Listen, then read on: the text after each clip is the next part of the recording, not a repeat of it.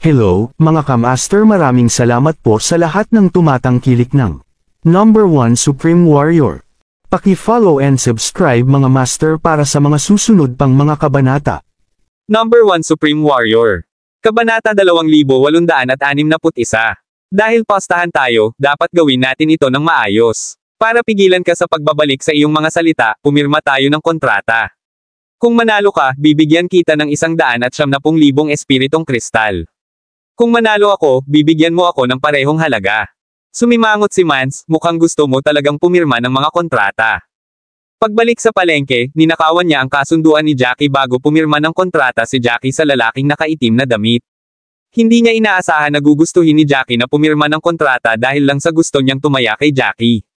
Bahagyang tumawa si Jackie habang nakataas ang ulo at seryosong nakatingin kay Mans. Kung ayaw mong pumirma ng kontrata, sabihin mo na. Hindi na kailangang subukang makaalis dito. Iniisip ko lang na ang isang kontrata ay ang pinakamahusay na kasiguruhan.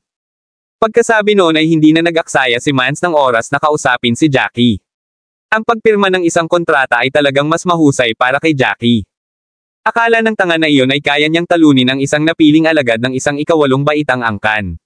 Dahil handa siyang mag-alok ng 170,000 espiritong kristal ng libre, magiging pipi si Mans na hindi tanggapin ito. Tumanggo si Mans, kung gayon, bilasan natin at pirmahan ito.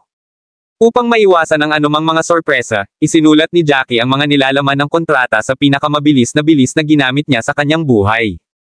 Binuhos niya ang kanyang dugo dito bago ibinigay kay Mans. Matapos kunin ni Mans ang balumbon, ibinuhos ni Mans ang sarili niyang dugo dito nang walang pag-aalinlangan.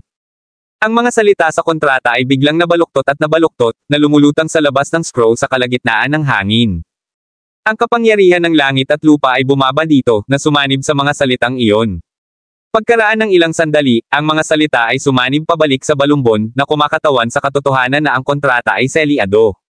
Matapos gawin ang lahat ng iyon, ngumiti si Jackie habang iniingatan ang scroll. Wala nang anumang paraan upang baguhin ang deal pagkatapos itong maitakda, at hindi rin ito maaaring maantala. Lalong umasim ang ekspresyon ni Mans nang makita kung gaano kasaya ang kinikilos ni Jackie. Ngumuso siya at marahas na sinabi, "Ikaw ang pinakamayabang na taong nakita ko." Lumingon si Jackie kay Mans, "The feeling is mutual." Pagkasabi nun, tumahimik ulit si Jackie. Napapaligiran sila ng mga disipulo ng Compass Pavilion. Baka sa mukha ng lahat ang pagkalito matapos makita ang ginagawa ni Jackie. Pakiramdam nila ay hindi kapani-pani, walang nagulat si Jackie. Sa una, naramdaman ng lahat na siya ay napakatahimik dahil lang sa sobrang takot niya, at pinipilit ang sarili na humarap. Ayaw niyang magpakita ng takot sa harap ng sinuman. Gayunpaman, sa ginagawa ni Jackie, biglang alam ng lahat na hindi siya naglalagay ng isang aksyon. Si Jackie ay mukhang hindi nabigla dahil lang sa sobrang tiwala niya sa kanyang sarili. Posibleng sobra na. Maliban kay Rudy, akala ng lahat na nandoon ay walang tsansa na manalo si Jackie. Hindi rin pinansin ni Jackie. Habang ang lahat ay hindi makapaniwala, isang pamilyar na boses ang narinig mula sa ibaba.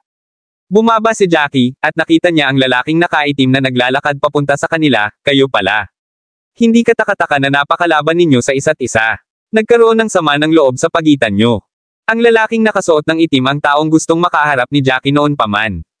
Nang makita nila ang lalaki, napuno ng galit si Rudy. Malinaw na pumayag ang lalaki na harapin si Jackie ngunit umatras ito. Malamig na ngumuso si Rudy, "Wala kang kinalaman dito, bakit ka nakikialam?" Hindi inaasahan ng lalaki na ganoon kabastos si Rudy, at nagdilim ang ekspresyon ng mukha nito. Maaaring hindi ang lalaki ang pinakamalakas sa mga mandirigma, ngunit mayroon pa rin siyang pagmamataas. Hindi niya matiis na kausapin siya ng ganoon ng isang alchemist sa ika-6 na baitang. Kabanata 2862. Nagsalubong ang kilay ng lalaki sa galit, "Bakit ba pakialam mo sa sinasabi ko? Gusto mo bang mamatay? Kulang ako ng kalaban. Ibigay ang iyong entry token. Mag-away tayo." Ngumuso si Rudy habang walang pakialam na sinabi, "Bakit ka nagpapanggap na napakalakas sa harapan ko? Hindi mo ba nakikita ang 6th grade alchemist badge sa dibdib ko? Sinusubukan mong labanan ang isang alchemist. Bakit hindi tayo makipagkompetensya sa alchemy?" Pagkasabi niya noon ay namula ang mukha ng lalaking nakasuot ng itim. Kung hindi dahil sa mga rules na nakalagay, sinasakal na ng lalaki si Rudy. Nakita ni Rudy na walang masabi ang lalaki, at mas nasiyahan siya sa sarili. Gusto pa sana niyang kutsain ang lalaki, ngunit pinigilan siya ni Jackie. "Bakit ang hirap mong kontrolin? Isara mo ang iyong bibig mula ngayon. Kahit anong mangyari, mas mabuting tiyakin mong tikom ang bibig mo, naiintindihan mo. Napaatras naman si Rudy matapos ma-lecture ni Jackie ng ganoon, hindi nang ahas na magsalita pa. Kung tutuusin, labis niyang iniistorbo si Jackie noon. Malamig na ngumuso ang lalaki bago tumingin kay Jackie.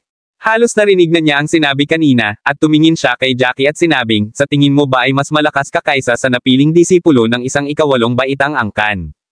Kumunat ang noo ni Jackie, ayaw itong pakialaman. Hindi naman nenes ang lalaki nang makitang hindi siya sinagot ni Jackie. Sa halip, mas naging interesado siya kay Jackie. Unti-unting lumipas ang oras, either because of the bet or because of Jackie's cold attitude, pero kakaiba itong tumahimik. Wala nang ibang sinabi. Hanggang sa magsisimula na ang 73 laban, wala nang ibang narinig si Jackie. Tumayo si Walter at napabuntong hininga habang nakatingin kay Jackie. Sabi niya, kahit sino ang makita mo o kung ano ang marinig mo, hindi ka dapat umalis sa lugar na ito. Pagkasabi nun ay bumaba na si Jackie sa stage. Gusto pa sana ni Walter na magsabi ng ilang bagay para pukawin si Jackie, nag-aalalang hindi siya sundan ni Jackie sa entablado. Gayunpaman, hindi niya inaasahan na si Jackie ay mas nasasabik kaysa sa kanya. Hindi pa siya kumikibo nang si Jackie ay naglalakad na papunta sa stage. Si Walter ay natural na hindi payag na maiwan, at siya ay lumakad ng mas mabilis kaysa kay Jackie. Pagkatapos talaga na sumugod sa entablado, pareho silang pumanig. Nagkatinginan sila mula sa hilaga at timog, at naiinip na inilabas ni Walter ang kanyang sandata, ang Green Phoenix Whip. Ang Green Phoenix Whip ay hindi kapani-pani walang malamig. Ang latigo ay patuloy na kumikinang sa isang malabong kulay asul. Sinaman niya ng tingin si Jackie at nagpakawala ng malamig na tawa, sa tingin mo ba mananalo ka pa? Sa sandaling iyon, narinig ang matinding usapan sa paligid ng karamihan. May mga nakakaalam kung sino si Walter, ngunit walang nakakakilala kay Jackie. Kung tutuusin, matagal nang wala sa Middle Province si Jackie at hindi pa siya nakakapunta sa Inner Region. Hindi nakakagulat na walang nakakakilala sa kanya. Tumaas ang isang kilay ni Jackie, hindi ba pwedeng mag-aksaya ka ng maraming oras sa pakikipag-usap tulad ng mga kapwa mo disipulo? Laban lang. Pagkatapos niyang sabihin iyon ay natuwa ang mga tao. May sumigaw, sino ang lalaking ito?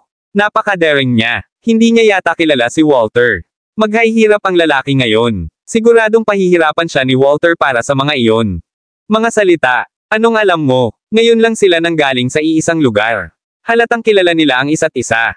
Malamang alam ng lalaki na si Walter ay isang napiling disipulo ng Campus Pavilion. Baka ang yabang niya kasi confident siya. Kabanata 2863. Nagkaroon ng mga talakayan sa lahat ng dako, ngunit hindi pinansin ni Jackie ang lahat ng kanilang sinabi. Nakatingin lang siya kay Walter ng mahinahon. Matapos mailabas ni Walter ang kanyang sandata, dahan-dahan ding hinugot ni Jackie ang kanyang kulay abong espada. Ang espada ay kasama ni Jackie sa napakatagal na panahon, na si Jackie ay hindi kailanman nagustuhan ang pagpapalit ng kanyang sandata. Bumitaw ang Green Phoenix Whip nang kumaway si Walter. Isang malamig na lamig ang pinakawalan mula sa latigo, na nagdulot ng kahit na puwang sa sarili nitong baluktot. Isa lang ang nasa isip ni Walter, na ang malupit na pagpapahirap kay Jackie matapos bugbugin si Jackie. Gusto niyang malaman ni Jackie ang kahihinatnan ng mga ginawa ni Jackie. Umungol si Walter nang magsimula siyang bumuo ng ilang seal. Lumitaw ang hexagonal na yelo sa kanyang palad. Makalipas ang maikling sandali, ilang daang palaso ang lumulutang sa harap ni Walter. Galit siyang umungol habang pasulong. Ang ilang daang mga palaso ay sumugod mismo bilang Jackie, na binalot ang buong lugar ng malamig na hangin. Sinugod niya si Jackie gamit ang mga palaso na iyon. Pinakatatag ni Jackie ang sarili habang hawak ang kanyang espada gamit ang dalawang kamay. Mahinahon niyang hinarap ang hindi mabilang na mga palaso na nasa harapan niya. Ang lahat ng mga palaso ay biglang hiniwa sa kalahati, dahilan upang magsaya ang mga tao. Hindi masama ang batang ito. Kung hindi ako nagkakamali, ginagamit ni Walter ang Upper Earth Rank Technique, ang Sealing Ice. Nagawa talaga nitong hatiin sa kalahati ang lalaking ito. Medyo malakas siya. The moment someone said that someone started to counter him, anong alam mo? Ang Sealing Ice ay isang Upper Earth Rank Technique. Ilang tao sa Whirling World ang may kakayahang gamitin iyon.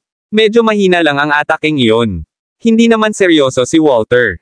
Kung talagang gusto ni Walter na patayin ang taong ito, wala siyang pagkakataon. Matapos basagin ang mga araw, kumilos si Jackie at ginamit ang mga batas ng kalawakan. Sa isang iglap, dumistansya siya kay Walter, dahilan para mapangiti si Walter.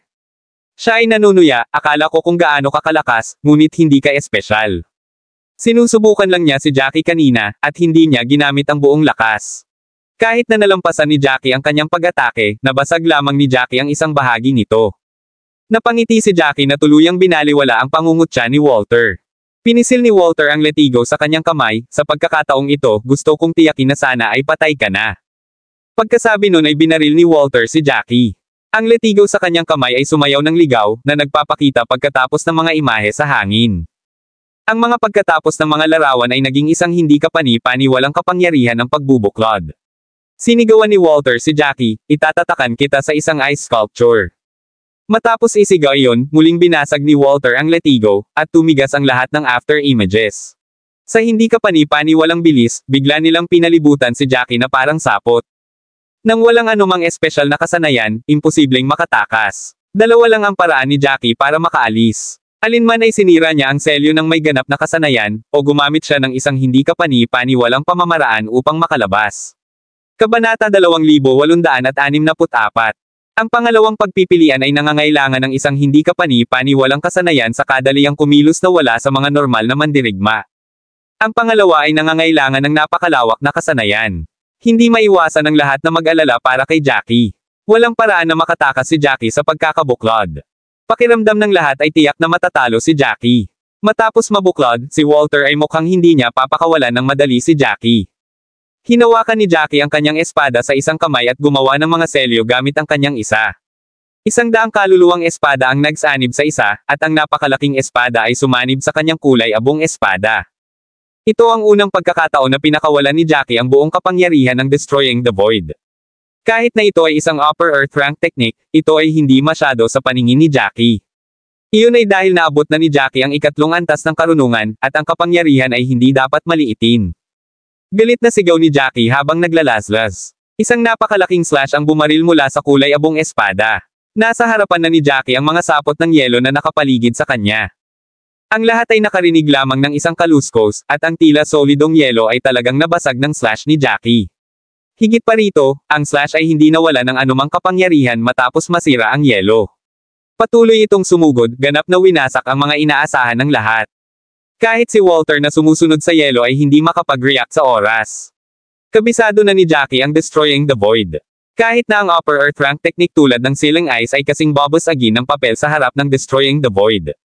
Inaasahan ng lahat na mabuklod si Jackie at may iwan sa awa ni Walter na parang tupa. Gayunpaman, ang ideyang iyon ay ganap na nawasak. Matapos sirain ng slash ang Sealing Ice, nagpatuloy ito sa mismong Walter. Nag-react lang si Walter ng 3 talampakan ang layo ng lasla sa kanya, ngunit huli na ang lahat para gawin ang anumang bagay. Karaniwan, tiyak na ipagtatanggol ni Walter ang kanyang sarili habang umaatake siya, at magiging handa sa anumang bagay. Gayunpaman, pinalaki niya ang kanyang sarili at minamaliit si Jackie. Naisip niya na walang ibang posibleng resulta kung hindi ang kanyang pagkapanalo. Matapos ang tunog ng laslas ay dumaan ang laslas sa kanyang dibdib. Nakaramdam siya ng matinding sakit sa buong katawan. Biglang nanlaki ang mata ni Walter habang umiikot ang buong katawan niya. Ang sakit ng isang kaluluwa na napunit ay isang bagay na hindi kayang panindigan ng sinuman. Parang kinakain ng 100,000 langgam ang kanyang kaluluwa. Gusto pa niyang hiwain ang kanyang katawan at bunutin ang kanyang kaluluwa. Gayunpaman, wala siyang magagawa sa sandaling iyon. Ni hindi niya magamit ang tunay niyang lakas dahil sa sakit ng marahas siyang bumagsak sa lupa. Napasigaw si Walter sa sobrang sakit. Panay ang iyak niya habang sinasabi, masakit. Tumigil ka, huminto ka. Maliban sa pag-iyak sa hapdi, panay ang pakiusap niya kay Jackie na tumigil na rin. Gusto niyang alisin ni Jackie ang kapangyarihang iyon sa kanyang katawan. Hindi pa niya naramdaman ang matinding sakit noon. Ilang saglit lang, 10 beses na siyang nagpagulong-gulong sa sahig. Ang marangil na piniling alagad ng isang ikawalong baitang angkan ay mukhang mas kaawa-awa kaysa sa isang pulubi sa sandaling iyon. Tumaas ang isang kilay ni Jackie, hindi nakikialam sa mga sigaw na iyon para sa awa. Isang ngiti ang pinakawalan niya habang sinasabi, di ba sabi mo ipapalimos mo ako sa kamatayan? Dahil nasabi mo na, bakit kita ililigtas? Narinig ng lahat ng naruroon ang mga salitang iyon. Lahat ng nag-aakalang tiyak na mamamatay si Jackie ay nagmamadaling itinikom ang kanilang mga bibig. Kabanata 2865. Hindi ba si Walter ay isang piniling disipulo ng Compass Pavilion? Bakit siya mahina? Gago ka ba? Hindi naman mahina si Walter. Masyado lang malakas ang kalaban niya.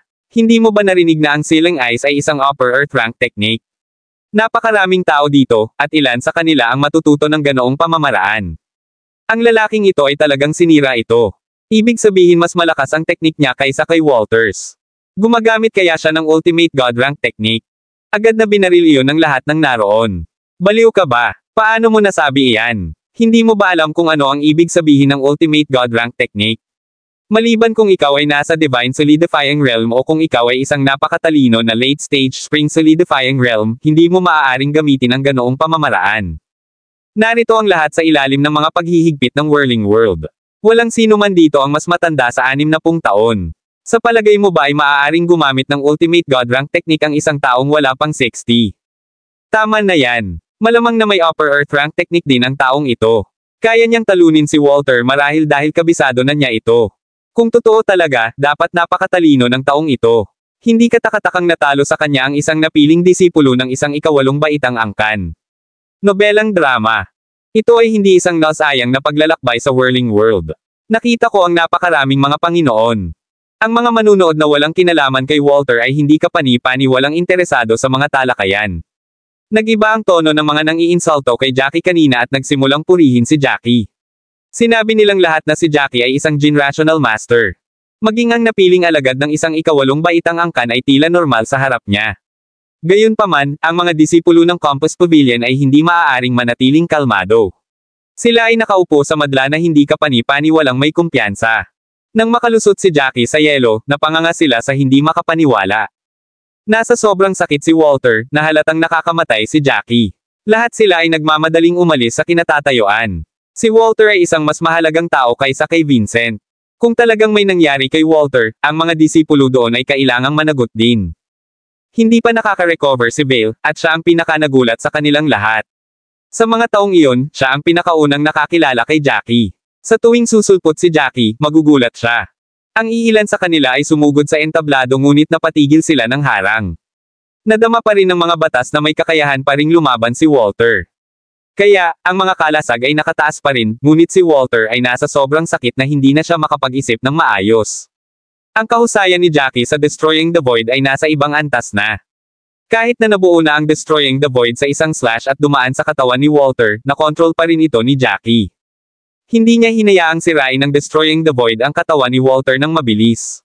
Sa halip, dahan-dahan niyang kinain ang kaluluwa ni Walter.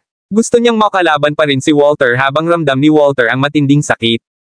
Nagsimulang magpanik ang mga alagad ng Compass Pavilion nang makita nilang nandoon pa rin ang harang sa kabila ng sobrang sakit ni Walter. Sumigaw sila, bilasan mo at bitawan mo siya. Jackie, huwag kang masyadong mabusog sa sarili mo. Huwag isipin na magagawa mo ang anumang gusto mo pagkatapos mong manalo ito. Pinagalitan mo ng husto ang Compass Pavilion. Hindi ka namin bibitawan. Kabanata 2866. Chapter 2866. Tama na yan. Bilasan mo at bitawan mo si Walter.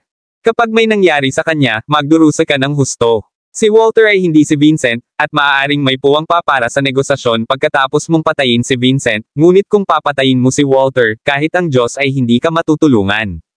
Kapag nakaalis ka na sa Whirling World, hahabulin ka ng Compass Pavilion magpakailanman. Ang mga sumpa at babala ay lumipad sa mga tainga ni Jackie.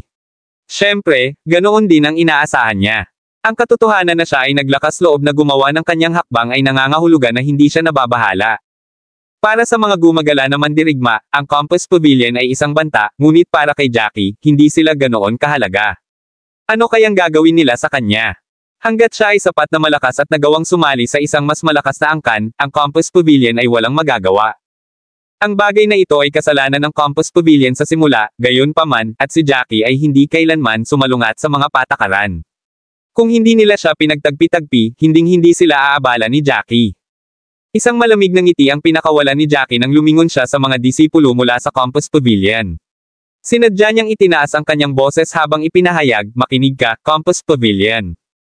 Huwag isipin na magagawa mo ang lahat ng gusto mo dahil lamang sa ikaw ay mula sa ikawalong baitang angkan. Kayo ang naghahanap ng gulo sa simula, tina-target ako pagkatapos mong matalo ang iyong laban. Kung hindi mo lang ako pinahirapan ng walang katapusan, hindi na sana ako nang abala sa iyo. Ginagawa mo ang lahat ng gusto mo dahil lang sa may malakas na angkan sa likod mo, at nakakasakit ako. Ang mga salita ni Jackie ay nakakuha ng suporta ng mga manunood habang sila ay pumalakpak at nagsasaya. Ipinahayag niya ang kanilang mga hinaing, ang mga disipulo ng mga angkan na may mataas na baitang ay talagang nasiyahan sa pagpapamalas. Ito rin ay hindi kapani-paniwalang dalawang mukha na sila lamang ang pinayagang maghanap ng mga mahihinang kalaban. Ang mahihina ay hindi kailanman pinayagang lumaban. Kahit na ang mga mahuhusay na mandirigma ay hindi pagpapakitaan ng awa hanggat ang mga mandirigmang iyon ay walang tamang background. Natuwa ang lahat na marinig ang mga salita ni Jackie, at ginawa nila itong verbal. Maligaw ka, Campus Pavilion. Sa tingin mo ba ikaw lang ang pwedeng magpakita ng ganyan?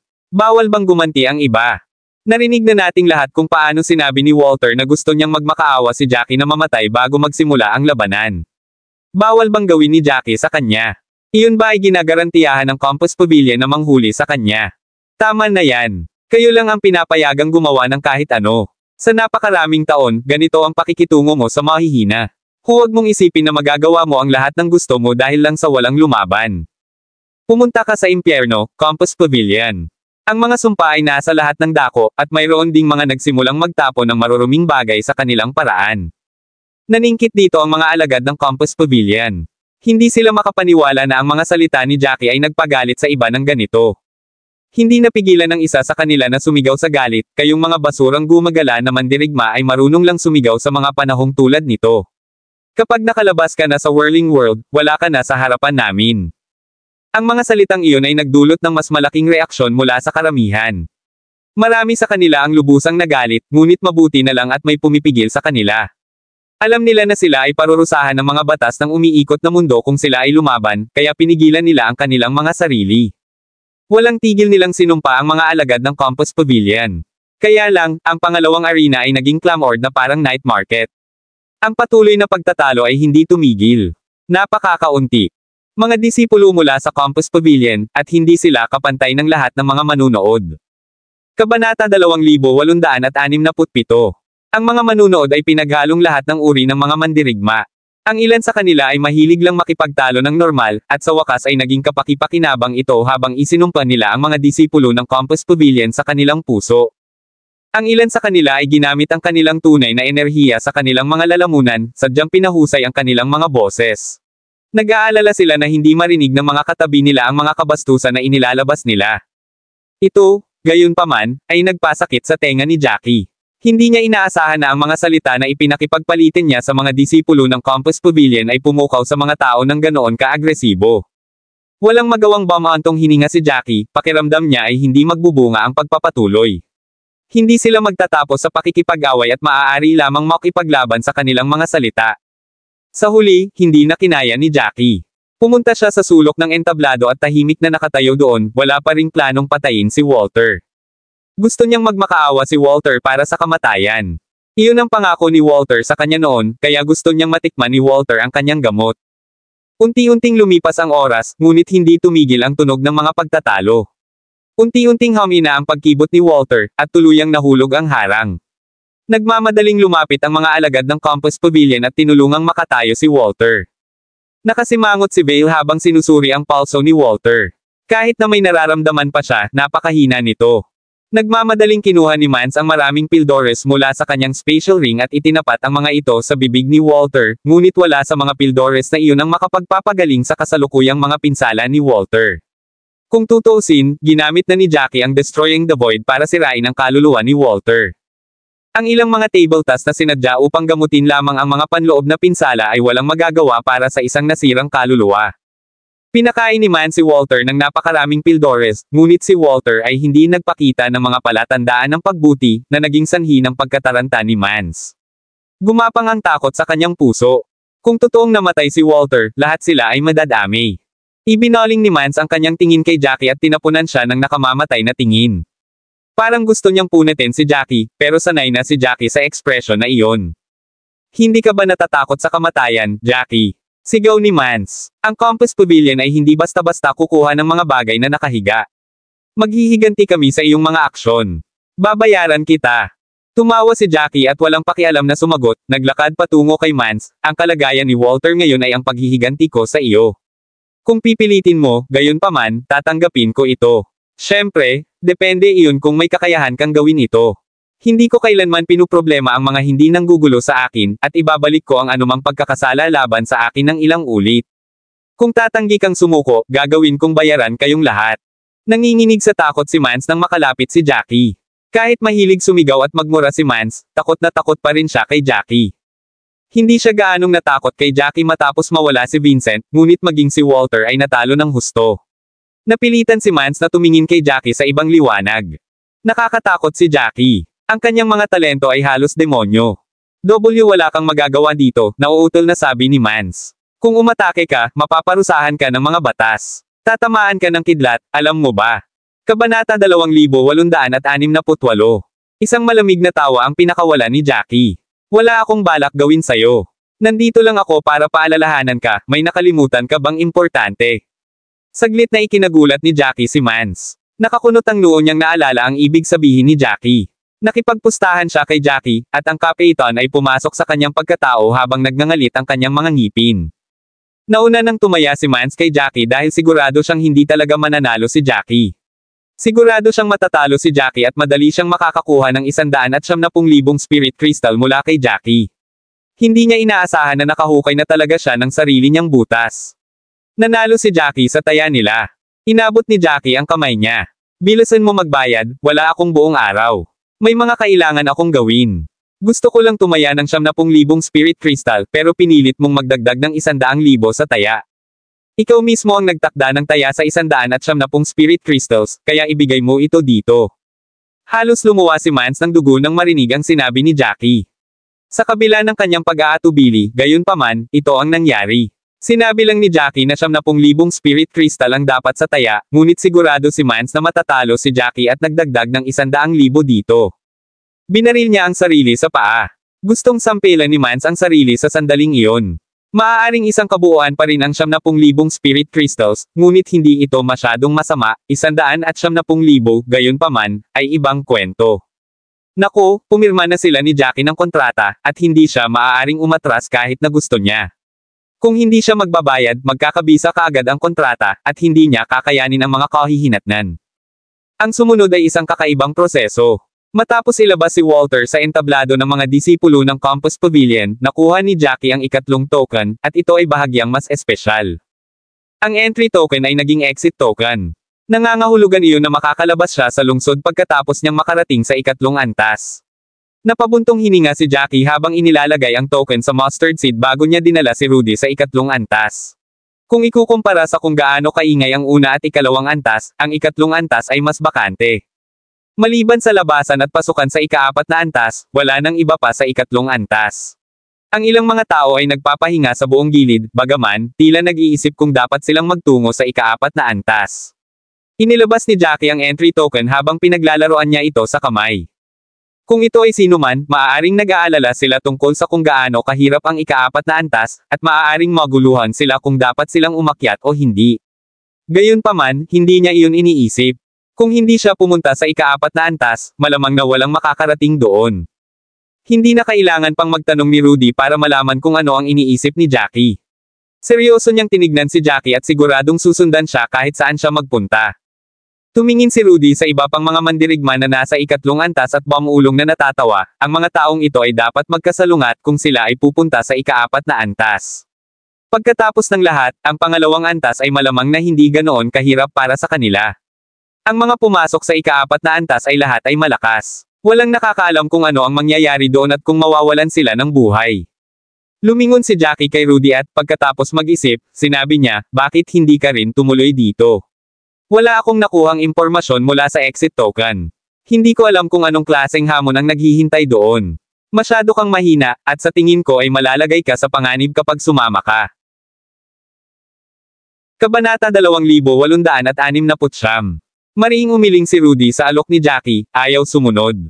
Ayokong manatili dito. Kung pupunta ka sa ika-4 na antas, mapupunta ka rin sa ika-5. Mayroong 7 antas sa tore na ito. Sino ang nakakaalam kung ipapadala ka lang o ililipat sa isang lugar kapag nasakop mo ang ika-7 antas? Anong gagawin ko kung maiwan akong mag-isa dito? Tahimik na tumanggo si Jackie sa sinabi ni Rudy. Walang duda ang mga alalahanin ni Rudy. Kung tumungo siya sa ika-7 antas sa isang paglakad, maaaring makita siya ng tore bilang isang perpektong challenger. Baka gantihan agad siya nito at agad siyang ilipat sa ibang lugar. Kung iniwan niya si Rudy doon, baka hindi na niya ito makilala. Ang ekspresyon ni Jackie ay tila hindi sigurado kahit na pagkatapos ng ilang segundo, at si Rudy, na natatakot sa kanyang ekspresyon, ay inabot upang hawakan ang braso ni Jackie. Pumasok ako sa Thousand Leaves Pavilion bilang iyong dependent. Dahil umaasa ako sa iyo, hindi ako haharap sa anumang hamon. Hanggat patuloy kang umakyat, hindi ako aalis kahit anong panganib ang ating kaharapin, seryosong sabi ni Rudy. Kahit na hindi ako pinalad na mamatay doon, ito ay sarili kong kagagawan. Mula nang makilala niya si Jackie, pakiramdam ni Rudy ay palagi siyang nasa panganib, ngunit wala sa kanyang mga kamay ang magbago. Bagamat wala siyang ibang alam, sigurado siya sa isang bagay, si Jackie ay hindi kapani-pani walang maaasahan, at makakaligtas lamang siya kung susundin niya si Jackie. Nais niyang malampasan ang 2 taon na ito at iwanan ang whirling world sa Golden Pill sa lalong madaling panahon. Tumango si Jackie sa sinabi ni Rudy. Dumating silang dalawa sa pasukan sa ika-4 na palapag kung saan nagtipon ang ilang tao, ngunit lahat sila ay mukhang maingat. Kung tutuusin, hindi nila alam kung ano ang hinaharap para sa kanila. Papasok na si Jackie sa 4th level nang hawakan ni Rudy ang braso niya. Tumingin siya kay Rudy na nakakunot ang noo. Huminga muna ng malalim si Rudy bago sinabing, alam kong sobrang tiwala mo sa sarili mo, pero kailangan mo pa ring maging handa. Kahit na nasa whirling world pa tayo, ang mga taga-Campus Pavilion ay hindi basta-basta uupo doon. Malamang na hindi sila magkakaroon ng pagkakataon laban sa iyo ng mag-isa, ngunit kung magkakagrupo sila, tiyak na mahihirapan tayo. Tumango si Jackie. Naisip na niya iyon. Kung talagang takot siya sa Campus Pavilion, hindi na niya ito haharapin ng ganoon kalakas sa simula. Pareho ako gaya ng dati, sagot ni Jackie. Wala akong gagawin sa mga taong walang ginawa sa akin. Kung may nagkasala sa akin, babayaran ko ito ng ilang beses. Kung hindi ako pinagkaguluhan ni Vincent, hindi sana kami nahuli sa alitan. Sila ang dahilan ng lahat. Alam kong mas magdudulot sila ng gulo sa akin, at lalaban ako. Huwag kang mag-alala, hindi ko ilalagay ang sarili ko sa panganib. Ang mga salita ni Jackie ay hindi kapani-pani walang kalmado na para bang pinag-uusapan lang ang kanyang pagkain. Nang marinig ang mga salitang ito, mas nadama ni Rudy, kadalian. Kabanata 2870. Bumantong hininga si Rudy bago nagsalita, noong kaharap mo si Walter kanina, napansin kong patuloy na nakatingin si Grayson sa laban mo. Napalingon ako sa kanya, at maya-maya ay napansin niya rin ako. Hindi ko makita ang ekspresyon niya dahil masyado akong malayo. Ang kanyang titig sa akin ay tila nakakapanghinayang, na para akong kakagitin ng ahas. Tama ka, malamang nakaaway tayo ni Grayson. Tumango si Jackie. Simula nang lumitaw si Grayson, marami pang tanong ang lumabas sa kanyang isipan. Hindi na pinaniwalaan ni Jackie ang isang bagay na sinabi ng matatandang iyon. Kailangang may mas malaking sikreto sa likod ng lahat. Magsasalita pa sana si Jackie nang sumingit si Rudy, alam ko ang gusto mong sabihin, at naiintindihan ko ang lahat ng hindi mo sinasabi. Alam kong nagdulot sa iyo ng problema ang kawalang ingat ko. Tatandaan ko ito sa hinaharap, at hindi na kita guguluhin pa. Bahagyang gamaan ang pakiramdam ni Jackie nang marinig ang saad ni Rudy. Pagkatapos ng lahat, si Rudy ay isang walang muwang na tanga na hahayaan ang kanyang mga damdamin na makakuha ng mas mahusay na pahiwatig sa maraming mga sitwasyon. Sa kalaunan ay napagtanto ni Rudy ang mga pagkakamali ng kanyang mga paraan. Pagkasabi ng lahat ng iyon ay tila naibsan si Rudy sa mabigat na pasanin nang pumasok silang dalawa sa ika-4 na antas. Sinalubong sila ng isang hindi kapani-pani walang maliwanag na damuhan, kung saan may ilang tao na nagtagal sa paligid. Karamihan sa kanila ay nakaupo sa damuhan, may hawak na bowl ang kristal sa kanilang mga kamay. Karamihan sa kanila ay nakapikit, at ang ilan ay nagbubulungan sa kanilang mga sarili. Malungkot at mabigat ang kapaligiran. Kahit na mayroong anumang mga talakayan, ang boses ng lahat ay nakamute. Iyon ang pang-4 na antas ng tore, at mukhang pumasok sila sa ibang mundo. Napakurap-kurap si Rudy habang nakatingin sa purple crystal ball sa mga kamay ni Jackie. Pagkatapos noon, natarante siyang tumingin sa lahat ng nakaupo. Bago pa siya makapagtanong, hinailan na ni Jackie si Rudy sa isang liblib na sulok para maupo. Pagkatapos nilang magayos, naiinip na sinabi ni Rudy kay Jackie, ano itong lahat? Ano ang bola sa iyong mga kamay? Bakit may kulay ang bola sa kanilang mga kamay na iba sa iyo? Ano ang ika-4 na antas? Napuno ng mga tanong si Rudy sa sandaling iyon, at ipinaliwanag ni Jackie ang lahat ng detalyado. Sa sandaling pumasok si Jackie sa ika-4 na antas, isang alon ng impormasyon ang inilipat sa kanyang ulo, kasama ang mga patakaran ng ika-4 na antas, ng detalyado. Ang ika-4 na antas ay hindi isang labanan sa pagitan ng mga naghahaman. Kung gusto nilang pumasok sa ika-5 antas mula sa ika-4, kailangan nilang pumatay ng isang tiyak na bilang ng mga wind beast. Kabanata 2871. Matapos patayin ang dalawang wind beast, ang bolang kristal ay magiging berde mula sa asul. Pagkatapos, haharapin ng mga mandirigma ang isang wind beast na ilang beses na mas malakas. Pagkatapos lamang napatayin ang wind beast na iyon ay makapasok sila sa ikalimang antas. Kumunot ang noo ni Rudy at inulit ang impormasyong ibinigay ni Jackie. So, you're saying that the fourth level has 3 stages, and as long as you pass, the crystal ball will change color. May 3 kulay sa kabuuan. Ang pagpunta sa ikalimang antas ay nangangailangan na dumaan ka sa 3 yugto. Tumango si Jackie sa solid summary ni Rudy. Kailangan niyang gawin iyon ng eksakto upang makapasok sa ikalimang antas. Pagkatapos lamang mamatay ang 4 na wind beast saka siya makakarating sa ikalimang antas. Tumango si Rudy at ngumiti. Hindi naman siguro ganoon kahirap ang 4th floor para sa iyo. Gaano man kalakas ang mga wind beast, nasa huling yugto pa lang sila ng likas na antas. Sa sandaling ito, ang mga tao sa paligid ni Rudy at Jackie ay sa wakas ay natigilan. Kahit na pumili sila ng mas liblib na lugar, napakaraming tao pa rin sa paligid. Ito ay medyo liblib din, at dahil hindi nila lubos na hininaan ang kanilang mga boses, narinig ng ilang tao sa kanilang paligid ang pag-uusap. Isang singkit na mata ang nagpakawala ng tawa matapos niyang marinig si Rudy. Depende ka lang, walang duda. Saan ka nakakuha ng lakas ng loob na magsabi ng ganyan? Para namang pumasa lang sa kapritsyo ang katabi mo. Tumango ang isang lalaking nakasuot ng puting damit sa tabi ng lalaking singkit ang mata. Napaka-absurd ng taong iyon. Hindi niya alam kung gaano kahirap harapin ang isang wind beast. Tingnan lamang kung ano ang kanilang suot, hindi sila galing sa major clan. Kung hindi sila mula sa isang panloob o piniling disipulo mula sa isang pangunahing angkan, hindi sila dapat maging mayabang na ipagpalagay na madali nilang matatalo ang isang hanging hayop. Tingnan mo na lang yung mga taong nakapikit. Lahat sila ay ginawa ang lahat ng kanilang makakaya, ngunit ang mga makakapatay sa mga halimaw na hangin ay hindi marami. Saan ka nakakuha ng lakas ng loob para sabihin lahat ng yan?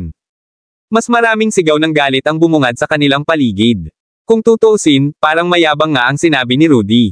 Si Rudy, sa totoo lang, ay hindi isang mapagmataas na tao, ngunit binigyan siya ni Jackie ng labis na pagtitiwala. Hindi niya naramdaman na may nasabi siyang mali, gayunpaman, at ang mangmang na karamihan ay mapait lamang.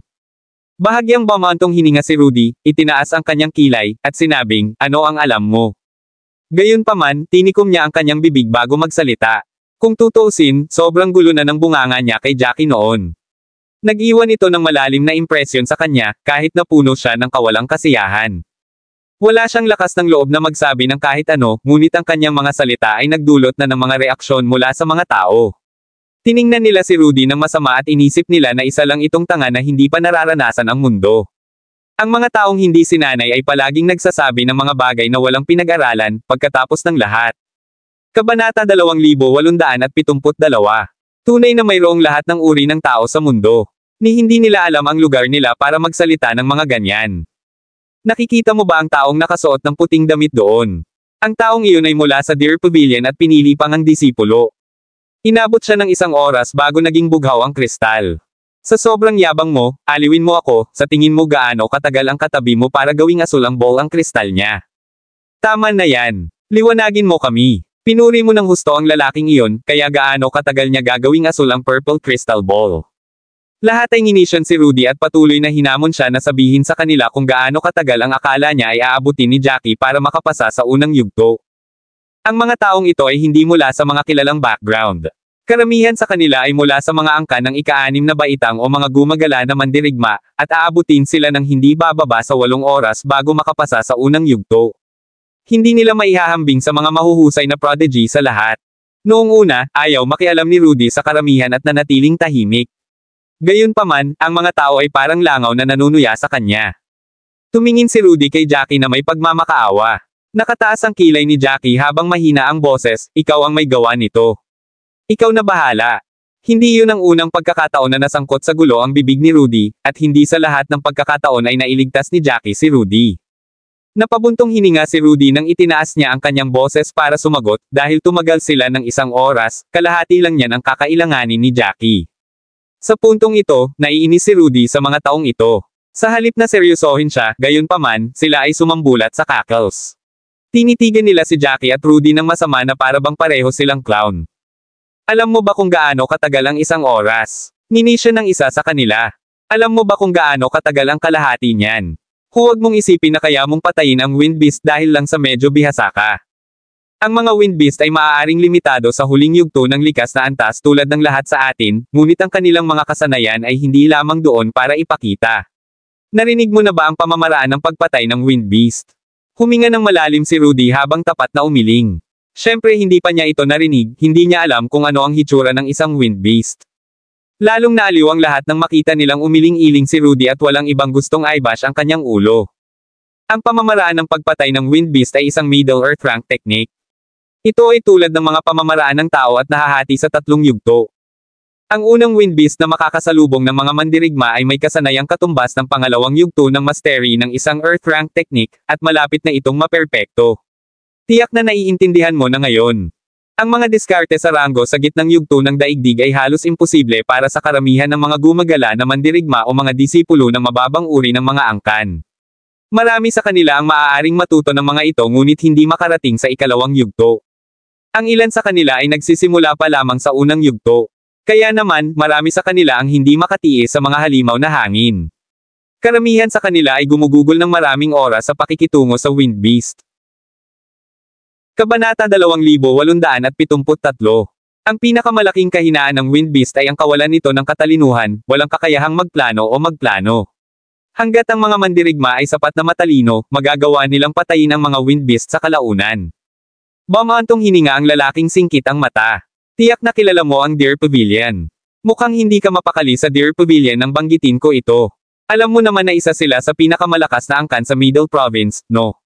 Taga Middle Province ka ba? Sa mga akusasyong iyon, tila mas tiyak ang lalaki na si Rudy ay isang ignorante na bumpkin ng bansa. Kung hindi masasabi ni Rudy ang mga salitang hindi matalino. Napaawang ang labi ni Rudy nang sa wakas ay naunawaan na niya kung bakit laging nag-iisa si Jackie. Ito ay ganap na pag-aaksaya ng oras na makipagtalo sa mga ganoong tao. Hindi niya kailanman binalak na makipag-usap sa kanila, ngunit tila nagpupumilit ang mga ito na pilitin siyang magsalita. Kumunat ang noo ni Rudy at sinabing, "Siyempre alam ko na ang Deer Pavilion ay isang 7th grade clan sa Middle Province." Nakatayo pa nga sila sa tuktok ng mga angkan ng ikapitong baitang. Mabilis na sinabi ng lalaking singkit ang mata, "Dahil alam mo iyon, bakit parang nandidiri ka noong binanggit ko ito?" Kumunat ang noo ni Rudy. Sa puntong ito, gusto niyang kagatin pabalik ang lalaki, gustong itanong kung bakit ganoon na lamang ang intensyon nitong tingnan ang ekspresyon nito. Nasa dulo na ng kanyang talino, gusto niyang makipagtalo sa lahat ng pigilan siya ni Jackie. "Bakit ka nakikipagtalo sa kanila?" Sabi ni Jackie, hindi nag-abala pang ibaba ang boses. "Sayang ang oras mo. Hindi nila naiintindihan ang sinasabi mo."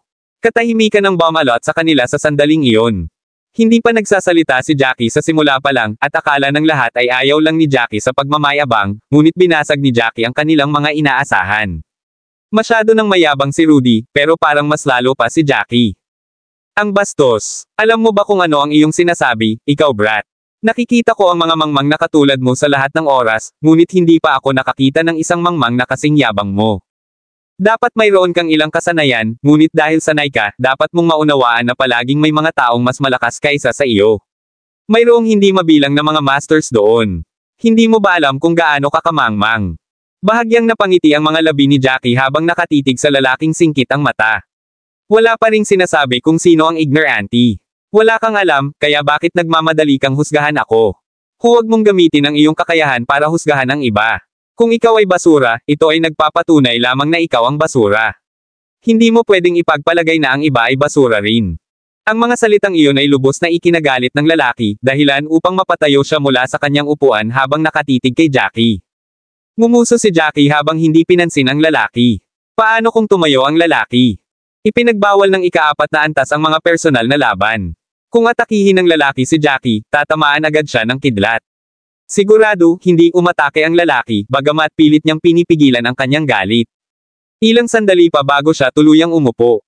Nakaramdam ng inis ang lalaking nakaputing damit sa likod ng lalaking singkit ang mata nang makita ang galit ng kaibigan.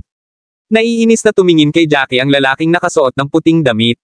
"Di ba sabi mo matatapos na nitong Jackie ang unang stage sa loob ng kalahating oras, papalitan ng crystal ball from purple to blue. Dahil matigas ang ulo ninyong dalawa, patunayan ninyo sa amin ang inyong mga kakayahan. Tingnan natin kung talented ka talaga o puro kausap lang. Bakit mo pakialam kung sanay ako o hindi?" Pagbibiro ni Jackie. Kahit na napatunayan ko ang aking mga kakayahan, hindi mo ako karapat-dapat na patunayan ang mga ito. Si Jackie ay nakaranas ng isang napakaraming senaryo na tulad nito, at ito ay nagpatibay sa kanya upang hindi sumuko sa mga taong tulad nito ng ganoon kadali. Kabanata 2874. Naninigas ang ekspresyon ng lalaking may duling, at ang iba ay napabalikwa sa gulat sa inasta ni Jackie. Kung tutuusin, hindi nila alam kung gaano kahusay si Jackie o kung saan nanggaling si Jackie. Ang sino mang pumasok sa ika-4 na antas ay hindi dapat maliitin. Sila ay nag-aalala na sila ay natisod sa isang aktwal na banta at na sila ay haharapin pagkatapos umalis sa tore. Gayunpaman, ayaw umamin ng pagkatalo ng lalaking singkit ang mata. Bakit ang yabang mo? Ngumuso siya. Kung ganyan ka sanay, ibagay mo sa sarili mo. Huwag mo na lang sampelan ang sarili mo pagkatapos mong magyabang ng ganyan. Talagang nakakatawa iyon. Kahit pa ibinulong ito ng lalaki, narinig naman ni Rudy ang lahat. Bigla niyang inayos ang katawan niya at napapikit, anong ibig mong sabihin? Magtatalo na sana si Rudy nang sumimangot si Jackie at hinaila pabalik si Rudy. Napilitan si Rudy na pigilan ang sarili. Napabuntong hininga si Jackie, ayaw niyang mag-aksaya ng oras sa mga taong iyon. Gaya nga ng sinabi niya, kahit nakalampas siya sa stage, gagawin niya para sa sarili niya at hindi para patunayan ang kahit ano sa mga taong iyon. Kaya't huminga siya ng malalim habang inilipat niya ang enerhiya ng kanyang kaluluwa sa bowl ang kristal. Sa sumunod na segundo, pakiramdam niya ay umikot ang buong mundo bago niya matagpuan ang sarili sa isang banyagang espasyo na puno ng purple true energy. Sa sandaling iyon, nakarinig siya ng malalakas na dagandong sa unahan. Tumangala si Jackie at nakita niya ang isang halimaw na kasing laki ng 2 tao na bumungad sa kanya ng mabangis na ngipin. Parang anumang oras ay susuntukan nito si Jackie. Ito ang Wind Beast. Ang Wind Beast ay may malaking ulo ng leon at katawan ng tigre. Ito ay natatakpan ng berdeng kaliskis at may 4 na makapangyarihang mga kuko. Isang maringal na aura ang bumalot sa halimaw na kahit nasa huling yugto pa lamang ito ng likas na antas, halata sa aura nito na hindi ito ordinaryong hayop sa antas na iyon. Nanliit ang mata ng Wind Beast habang sinusukat si Jackie. Tila sinusubukan nitong alamin kung mapanganib ang biktimang ito. Hinugot ni Jackie ang kanyang kulay abo na espada mula sa mustard seed ng may pamilyar. Ang kanyang mga kamay ay biglang lumipad sa maraming mga selyo, at 80 kaluluwang espada ang nagkatawang tao sa hangin. Sa isang casual na alon, sumanib ito sa isang napakalaking soul sword na sumanib sa espada sa kanyang kamay. Si Jackie ay hindi kapani-paniwalang pamilyar sa Destroying the Void. Napatingin siya sa Wind Beast na nasa harapan niya. Sa sandaling iyon, sa halip na matakot, nadama ni Jackie na walang pakialam. Habang tinitingnan niya ang galaw ng Wind Beast, kinakalkula niya ang mga potensyal niyang galaw. Kabisado na niya ang Destroying the Void sa puntong iyon at pipili siya ng ibang teknik sa susunod. Natural, kailangan niyang pumili ng mas malakas na pamamaraan, hindi lang niya alam kung anong skill ang gusto niyang gamitin. Ang pagsira sa Void ay isang ordinaryong pamamaraan lamang sa Divine Void World. Ito ay hindi kahit isang third class na kasanayan. Pagkatapos ng lahat, ito ay isang pang-ibabaw na Ultimate God Rank technique. Ito ay walang laban sa isang taong tunay na malakas. Dahil kailangan niyang pumili ng bagong pamamaraan, kailangan niya ng isang bagay na mas mahusay. Habang pinag-iisipan ni Jackie ang lahat, nawala ng pasensya ang Wind Beast. Nagsipa ang mga hulihan nitong binti habang sumusugod ito kay Jackie na parang kanyan. Ang berdeng mga mata nito ay nakatitig ng dagger kay Jackie habang nagpapakawala ito ng malakas na dagandong, na naging sanhi ng panginginig ng hangin sa kanilang paligid. Isang green wind blade ang bumaril sa leeg ni Jackie. Nakataas ang isang kilay ni Jackie habang nilalaslas gamit ang kulay abong espada gamit ang 2 kamay. Ang mga laslas ay nagsalubong na hindi kapani-paniwalang mabilis. Kabanata 2875. Nakarinig si Jackie ng malakas na pagsabog. Sa sandaling iyon, wala talaga siya sa loob ng bowl ang kristal. Sa halip, ginamit ng bowl ang kristal ang kaluluwa ni Jackie para muling likhain ang isang replika niya para labanan ang hanging hayop. Ang tunay na Jackie ay nasa ika-4 na antas pa rin na nakapikit, nakaupo pa rin, ang kanyang kaluluwa sa loob ng bowl ang kristal. Mula nang pumikit si Jackie at pumasok sa bowl ang kristal, nakatitig na si Rudy kay Jackie, baka sa mukha niya ang pag-asa. Hindi na gustong magsalita ng mapunggay na mata bago lumabas ang resulta, salamat sa sinabi ni Jackie. Gayunpaman, nang makita niya ang hitsura ni Rudy na naghihintay, hindi niya napigilan ang sarili na kutsain siya. Kung mas marami kang pag-asa, mas madidismaya ka. Tiyak na alam mo iyon. Huwag mong isipin na makakakuha siya ng magandang resulta dito dahil lang siya ang pinakamalakas sa mundo mo. Maging ang napiling alagad ng isa sa pinakamalakas na angkan sa ika-7 baitang ay naubos ng 1 oras bago nila nalampasan ang unang yugto. Sapat na kung magagawa ito ni Jackie sa loob ng 12 oras. Siyempre, yun ay kung matalino siya para hindi siya makuha ng Wind Beast. Sumang-ayon ang lalaking nakasuot ng puting damit sa likod, at sinabing, tama. But with how the guy was a liar, hindi naman siguro siya ganun katalino. Kung hindi siya sapat na katalinuhan, iisipin na lang niyang harapin ang Wind Beast. Ang husay ng Wind Beast ay isang ganap na pamamaraan ng pagpatay. Sa totoo lang, mas malakas pa ito kaysa sa ordinaryong Middle Earth rank techniques. Dapat mong malaman kung ano ang kinakatawan ng isang pamamaraan ng antas na iyon. Halatang walang karanasan ang batang ito. Malamang na hindi pa niya nakita ang kapangyarihan ng isang Middle Earth rank technique dati. Kung pipilitin ng batang ito na harapin ang Wind Beast, baka mapunit siya ng mga kuko ng Wind Beast. Kapag nangyari iyon, masisira ang kanyang kaluluwa, at gising siya sa isang kalunos-lunos na kalagayan. Tinapunan ni Rudy ng malamig na titig ang mga taong ito. Kakasabi pa lang niya, pero talagang nasugatan nito ang kanilang dignidad. Ito ang dahilan kung bakit wala silang reserbasyon sa pangungutya kay Jackie. Ito ang unang pagkakataon na naranasan ni Rudy kung gaano nakakainis ang mga taong nagpapahalaga sa kanilang dignidad. Kayong mga mangmang, marunong lang mang-insulto sa iba, panunuya ni Rudy. Hindi mo pa nakikita ang resulta, kaya paano mo malalaman na ang mga kuko ng Wind Beast ay pupunitin si Jackie? Kung wala kang kakayahan, huwag mong gamitin ang iyong pananaw sa iba. Hindi mo ba alam na? Anong sabi mo, bakla? Muntik nang mapatalon ang lalaking singkit ang mata. Mas masakit pa sa sinabi ni Jackie ang sinabi ni Rudy. Kung hindi dahil sa paghihigpit ng mga batas, sinalakay na ng duling na lalaki si Rudy. Napangisi si Rudy nang makitang galit na galit ang lalaki. Nagsimulang magsalita ang lalaking nakaputing damit at ang iba pang mga manunood. Nadama ng lahat na si Rudy ay masyadong kasuklam-suklam at kailangan niya ng pambubugbog. Nagtaas ng boses ang lalaking nakasuot ng puti at sumimangot, dapat kang matuwa na may mga batas na nagpoprotekta sa iyo sa ika-4 na antas.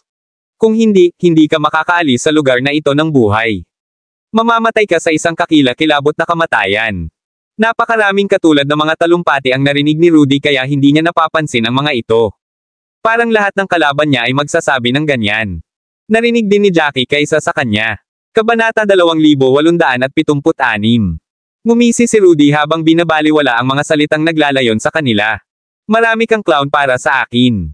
Namula sa galit ang mukha ng singkit na mata. Kayong mga delinquent ay talagang isang trabaho. Kung talagang sa tingin mo ay makakapatay ang taong ito ng hanging hayop sa loob ng kalahating oras. Bago pa matapos ang singkit na mata ay nakarinig na siya ng matatalim na paghinga ng mga nasa paligid niya. Kaya napatigil siya habang nakatingin sa lahat. Kumunat ang noo niya at sinabing, bakit parang nagulat kayong lahat? Namutla ang lalaking nakaputing damit habang nakaturo kay Jackie. Tingnan mo siya. Nagmamadaling lumingon ang lalaking singkit ang mata upang tumingin sa direksyon na itinuturo ng lalaking nakasuot ng puting damit. Nakita niya si Jackie na nakatitig sa kanya ng malamig na tingin. Sa kamay ni Jackie, ang lilang bolang kristal ay naging asul na mula sa lila. Nakapasa siya, at hindi man lang siya nagtagal. Nagpalitan lang ng kaunting salita ang lahat, wala pang 10 minuto. 5 minuto pa lang, pero dumaan na ang brat. Napuno ng kawalan ng paniniwala ang lalaking may duling na mata nang mawala ang lahat ng pang-aalipuste sa kanyang tingin kay Jackie, napalitan ng katakutin. Tanging isang taong napakatalino ang makakagawa niyan. Nauna na siyang dumaan, ngunit kinailangan niya ng malaking pagsisikap na gawing lila ang asul na globo, na pumasa sa unang yugto. Naalala niya na hindi agad aatake ang Wind Beast pagkatapos pumasok sa ball ang kristal. Ilang saglit lang na nagkatitigan silang dalawa ay nagsimulang umatake ang Wind Beast. Karaniwang hindi agad umaatake ang mga mandirigma pagkatapos pumasok sa kristal na mundo maliban kung may mga espesyal na pangyayari. Isa silang nagmamatsyag sa kanilang mga kalaban, kaya hinintay nilang umatake ang Wind Beast bago sila gumawa ng anuman. Pagkatapos ng lahat, kailangan nila ng ilang oras upang masanay ang kanilang sarili. Kung ginawa ni Jackie ang ginawa ng mga mandirigma sa pagpasok sa ball ang kristal at hindi agad umatake, ibig sabihin ay mas maagang natapos ang laban niya. Kinilig ang lalaking singkit ang mata sa posibilidad. Nagsimula pa siyang magtaka kung nanaginip ba siya. Kung hindi, ang isang bagay na walang katotohanan ay hindi mangyayari. Nanginginig ang lalaking nakasuot ng puti habang sinasabi, maaari ka bang maging napiling disipulo ng isang angkan sa ika-9 na baitang? Iyon lang ang napagtanto niya mula rito. Para sa kanya, tanging mga napiling disipulo ng isang 9th grade clan ang makakapasa sa ganoong kaikling tagal. Tumaas ang isang kilay ni Jackie, wala talagang pakialam sa kanilang sorpresa, habang si Rudy naman ay natuwa. Kung tutuusin, lahat ng mga taong ito ay nagsikap ng husto na ibaba sila at itanggi ang husay ni Jackie, na labis na ikinagagalit niya. Nilingga ni Rudy ang lahat. Di ba sinabi ko na sa'yo na wag mong husgahan si Jackie sa standards mo? Kayo ang mga walang alam dito. Nagsalita siya, binibigkas ang kanyang huling pangungusap tulad ng ginawa niya. Dito, walang nang ahas na sumagot at tumanggi. Hindi rin masyadong malupit si Rudy sa kanyang mga salita, talagang mga ignorante sila. Hindi nila akalain na ganoon talaga kagaling si Jackie. Karaniwan, ang mga regular na mandirigma na tulad nila ay hindi kailanman magagawang makipag-ugnayan sa mga mahuhusay na mandirigma. Hindi nila inaasahan na makakatagpo sila ng ganoong demonyo. Kabanata 2877. Ang demon, ang tanging paraan upang mailarawan nila si Jackie dahil ang kanyang mga kakayahan ay ganap na lumampas sa lahat ng kanilang inaasahan.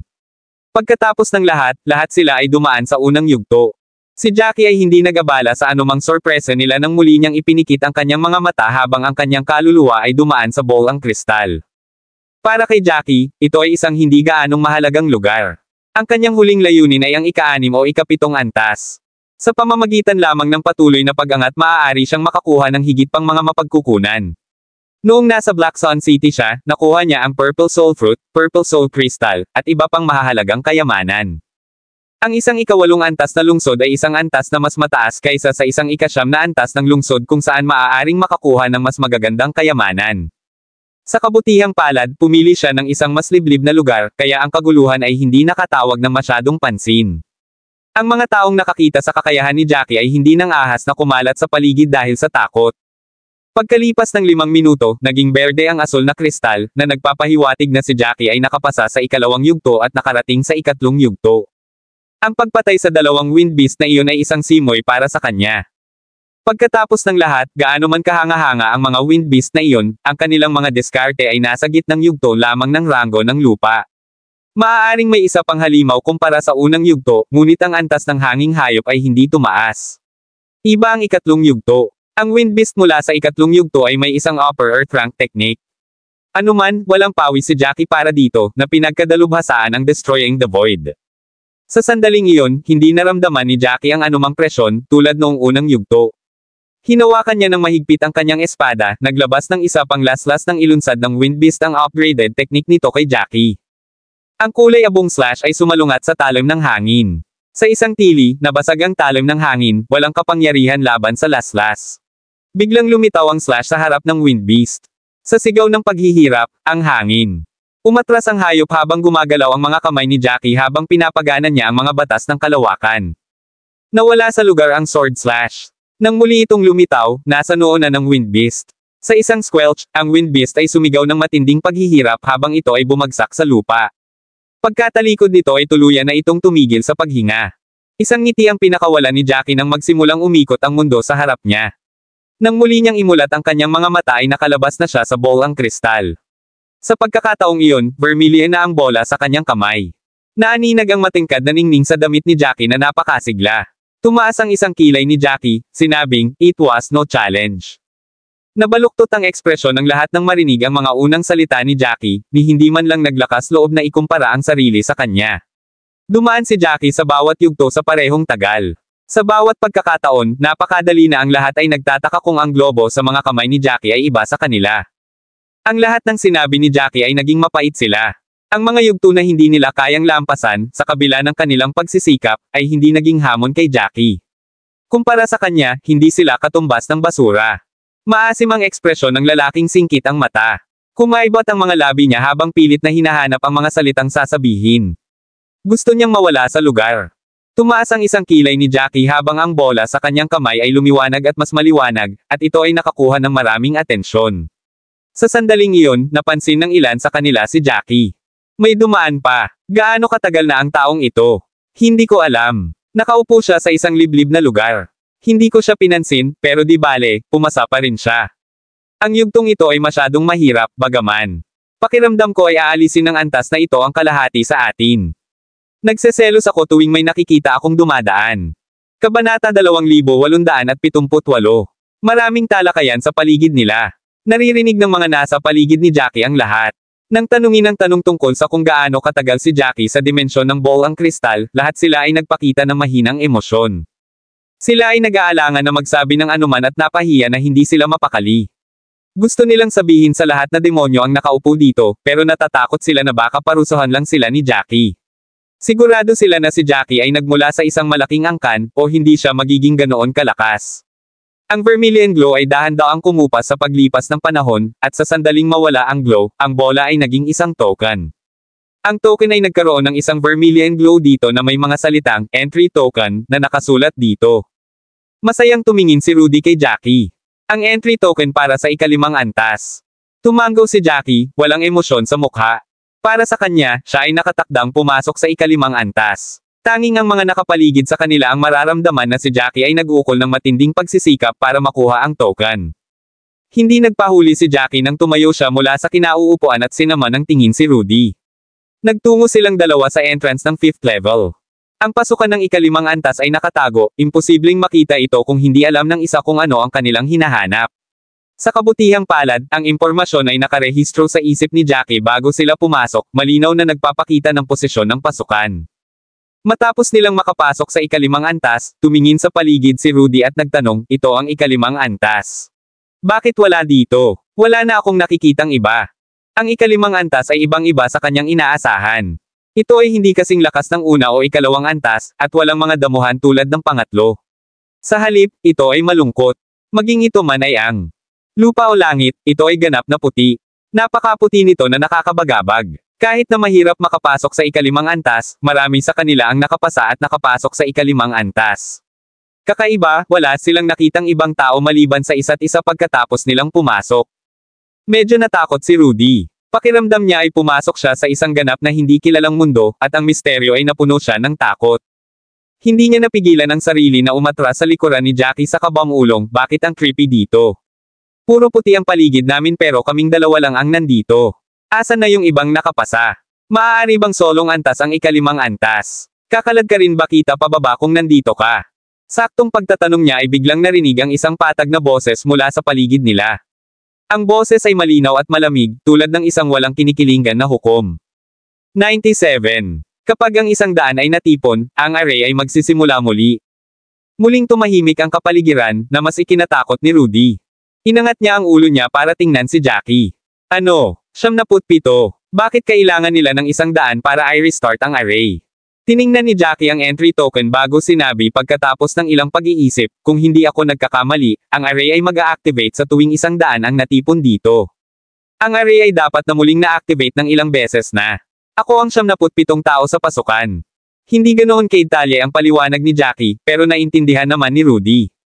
Nangangahulugan ito na ang array ay nangangailangan ng 100 tao upang maisa-aktibo. Chapter 2879. Sumimangot siya. 100 tao. Kailangan mong maghintay ng kaunti pa, hindi ba? Tangent tingin ako sa paligid natin noong nagsusumikap ka sa ika-4 na antas, ngunit kahit hanggang sa pag-alis natin, ikaw lang ang pumasa. Batay sa bilis na iyon, ang paghihintay ng 100 tao ay maaaring tumagal ng mahabang panahon. Hindi ka ba mag-aaksaya ng maraming oras? Bago pumasok sa Whirling World, pakiramdam ko ay napakahaba ng 2 taon. Pagkadating ko dito, napagtanto ko na ang 2 taon ay talagang maikli. Nasa ika-8 baitang lang tayo ng lungsod, at mas marami pang lungsod pagkatapos nito nakakailanganin natin ng mas maraming oras para hamanin. Nakataas ang isang kilay ni Jackie habang nakatingin sa langit. Nasa ika-5 palapag sila ng tore, at kahit saan siya tumingin, puro puti ang nakikita niya. Para silang pumasok sa isang napakalaking puting kahon, at ito ay nakakabigla. Bumantong hininga siya at sinabing, maraming mga lungsod sa ika-8 baitang. Maaaring hindi ganoon katagal ang pagtitipon ng 100 tao. Natigilan si Rudy sa sinabi ni Jackie, na nakakunot noong tumingin sa kanya na nalilito. Magtatanong na sana siya nang biglang may narinig siyang kaluskos. Muling narinig ang malamig na boses, array, activate. Sa sandaling marinig ang mga salita, nawala ang puti habang ang mga ingay ay biglang bumaha sa kapaligiran. Napatalon si Rudy sa takot, at natagalan siyang tumingin sa paligid dahil sa takot. Nasa tigang na lupain sila. Ang temperatura ay tumaas din ng ilang degrees. Pagtingin sa itaas, isang malabong dilaw na crescent moon ang nakasabit sa kalangitan. Isang baog na pakiramdam lamang ang naramdaman ni Rudy mula sa kapaligiran. Ang ingay na narinig nila ay galing talaga sa ibang tao. Hindi lang silang dalawa ang nandoon, may 100 tao din. Nakatayo silang lahat sa hindi kalayuan sa kanilang dalawa, at lahat ay may mga bakas ng takot sa kanilang mga mukha. Obvious naman na walang inaasahan na mangyayari iyon. Kung ikukumpara sa lahat, kapansin-pansing kalmado si Jackie. Ang ilang mga tao doon ay mukhang banyaga. Halatang sabay na nagkikita ang lahat. Hindi nakalimutan ni Rudy ang sinabi ni Jackie kanina. Hindi lubos na nauunawaan ang ibig niyang sabihin, pabulong siyang nagtanong, ano ang ibig mong sabihin kanina? Napabuntong hininga si Jackie habang nakatingin sa mga mandirigma sa kanilang paligid. Mukhang tama ako, ang mga mandirigma na natipon dito ay hindi lang galing sa Thousand Leaf City. Sa wakas ay naunawaan na ni Rudy ang ibig sabihin ni Jackie kanina. Pakiramdam ni Jackie, ang mga taong nagtitipon doon ay pinili mula sa lahat ng mga lungsod sa ikawalong baitang. Kumunat ang noo ni Rudy, nag-isip muna bago siya mabilis na tumango. Tama si Jackie, naniwala siya. Iyon lang ang paraan para magtipon doon ng 100 tao. Kung iisipin, pakiramdam niya ay medyo hindi makapaniwala. Bago kami pumasok sa Thousand Leaf City, tumingin muna kami sa paligid namin at wala kaming napansing ibang lungsod. Kahit na ito ay sa pamamagitan ng isang malakihang transfer array, ito ay magtatagal ng napakatagal. Bago pa siya makatapos ay nagtaas na ng kamay si Jackie para pigilan siya habang nilinggan niya si Rudy. Alam ko kung ano ang gusto mong sabihin, ngunit ang umiikot na mundo ay naiwan noong sinaunang panahon. Hindi natin basta-basta mahuhusgahan ito. Tiyak na gumamit sila ng ilang espesyal na hanay upang maiugnay ang lahat ng mga lungsod sa ikawalong baitang. Ang lahat ng mga lungsod sa ikawalong baitang ay ililipat dito sa ikalimang antas. Kabanata 2880. Pagkasabi noon ay bahagyang napanganga si Rudy sa gulat. Ito ay talagang isang stroke ng karunungan. Kahit na tumingin si Rudy sa mga arrays at formations noon, hindi niya maiwasang malungkot sa katotohanan na ang mga sinaunang sibilisasyon ay may napakagandang mastery sa kanila.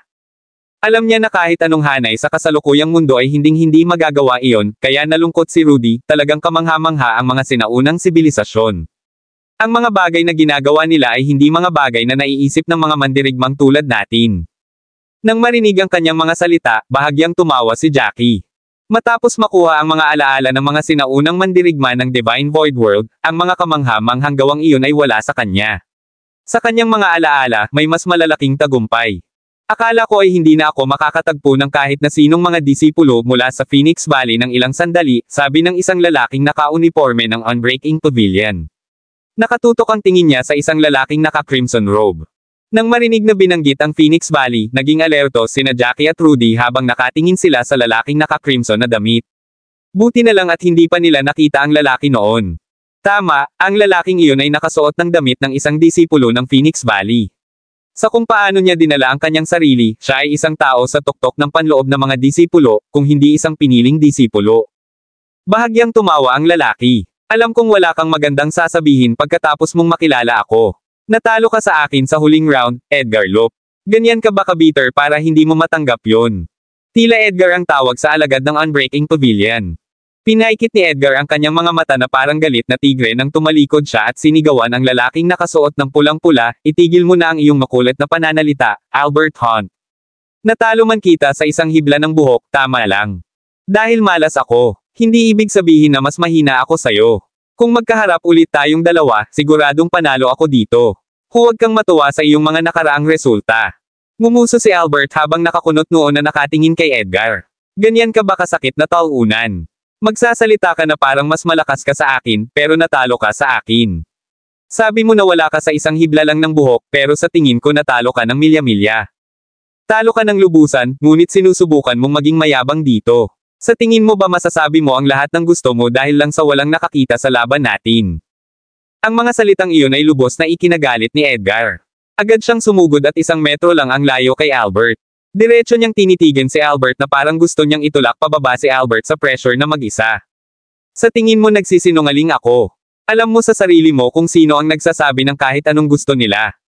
Ilang beses ka na bang nagyabang sa harap ko dahil lang sa isang resulta sa ating dalawa? Nasabi ko na sa iyo dati, hanggat may pagkakataon na magkalaban tayong dalawa ulit, lapirutin kita. Ang tensyonado na kapaligiran sa pagitan nilang dalawa ay umaakit ng maraming mausisa na mga tingin. Hindi nila hininaan ang kanilang mga boses, kaya lahat ng tao sa kanilang paligid ay nakuha ang diwa ng mga bagay mula sa kanilang pag-uusap. Ang isa sa kanila ay mula sa Phoenix Valley, habang ang isa ay mula sa Unbreaking Pavilion. Medyo pantay ang lakas ng dalawang angkan. Kahit na ang Phoenix Valley ay hindi niranggo sa mga angkan, alam ng lahat sa Middle Province na may kaunting pangunawa na ang Phoenix Valley ay hindi mas mahina kaysa sa alinmang mga angkan sa ikawalong baitang. Kahit na sa mga angkan sa ikawalong baitang, sila ay nasa tuktok, halos katumbas ng Unbreaking Pavilion. Ang dalawang puwersa ay biglang nakipagdigma, kaya't ang mga mandirigma sa loob ng dalawang puwersang iyon ay mauunawa ang magkakaroon ng maraming puot sa kanila. Maraming salamat mga kamaster sa walang sawang pagsusubaybay, isang like, share, and subscribe naman dyan mga kamaster. Abangan ang susunod pang mga kabanata.